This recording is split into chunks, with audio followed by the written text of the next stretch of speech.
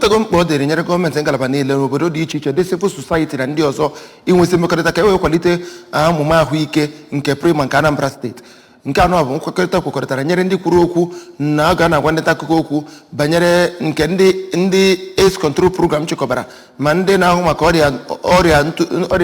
ọrịa tụrụ ọkara nakwazi ndị na-ahụ maka ọrịa ịba na ndị na-akwụsị ya n'ụdị pụrụ nnukwu iche n'ụlọ ọrụ ministri na-ahụ maka ahụike bụ nke dị n'Awka. Chibuzo Okoye wetara anyị akụkọ a.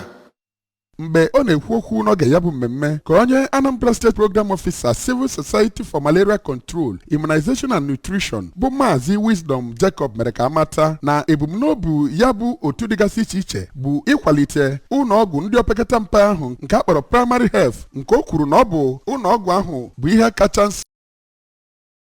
Maazị Jacob gara n'ihu mee ka amata na ya bụ atụmatụ n'ime ime obodo neta ka ụlọọgwụ opekata mpe ahụ si dị jụọ ndị bi na ime obodo ka ha si anata ọgwụgwọ site na